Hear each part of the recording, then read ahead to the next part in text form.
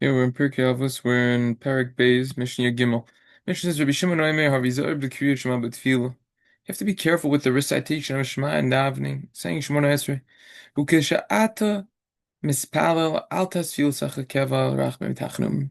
When a person davens, when he prays, he shouldn't make his davening set. Rather, you should make it merciful. B'fnei, in front of Hashem. Shneimar, the Pasuk says, Makom Baruch Hu Shneimar Ki Kelchan V'Rachum Hu Kerech Apayim V'Av Chesed Kerech Apayim V'Av Chesed V'Av Chesed Nichem Alav. Ba'al Tirosh B'Fnei Atzvcha. Don't make yourself wicked. What is the explanation to be careful with Shema and Shemona Esrei? Rashi explains you have to be careful to recite Shema and Daven Shemona Esrei in the proper time. Similarly, the Bartanura says this as well. Be careful to Daven Shemona Esrei in the proper time. The Tiferes Israel rejects this explanation because it's a full-fledged obligation. We don't need a mission in Pirkei Avos, which typically discusses ethics and Musar, these types of ideas to teach us this concept. It's a full-fledged obligation. Rather, the explanation of this line is that we have to have proper kavanah, proper intent when we daven. Since we daven so often, it's such a frequent mitzvah, it could become habitual to us. Like anashim alumda, we're just used to it. Therefore, we need to make sure that even so we have the proper intent when we daven. Explanation number 3, the Avos explains, is that these mitzvahs are necessary for our souls. Our souls can't live without them.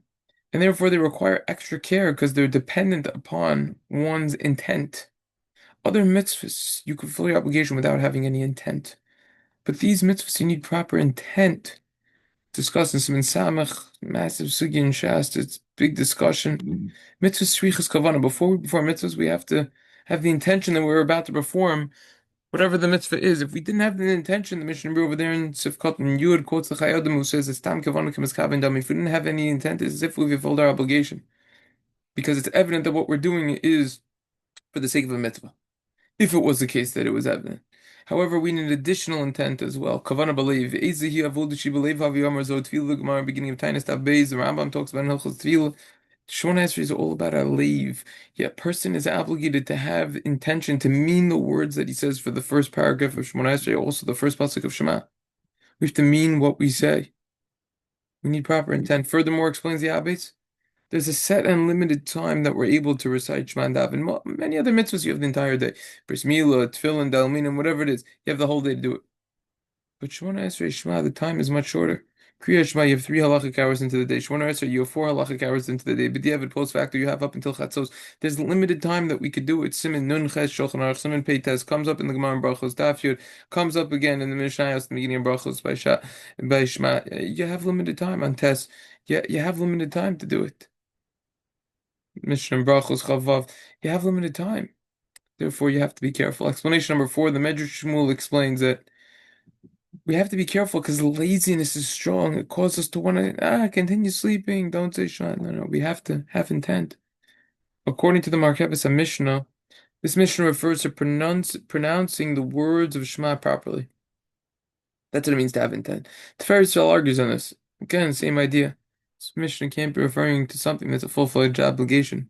Explanation number 6, the Mili Davos explains that Shema is unique because it discusses we accept upon ourselves all Malchus Shemayim, all mitzvahs, the yoke of heaven, the yoke of mitzvahs.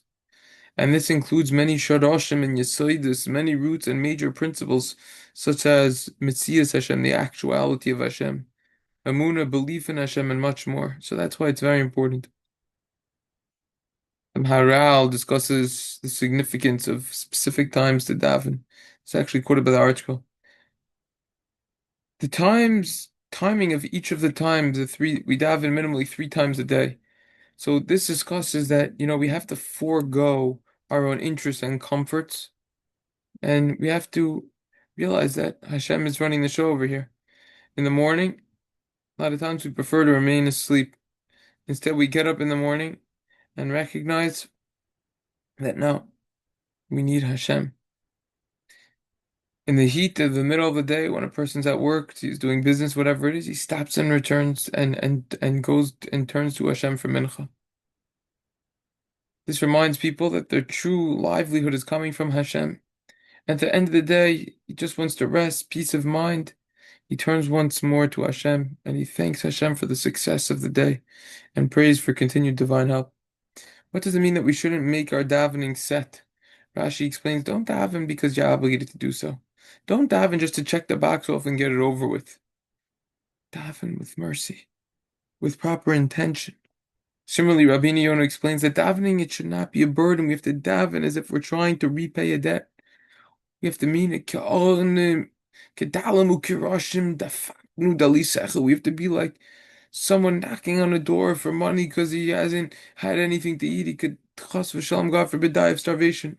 Explanation number two, Rabbeinu Yonah explains, we have to daven like this poor person who needs it. Don't daven like we don't really need to what we're asking for. Daven kedalamu kirashim defachnu dalisecha.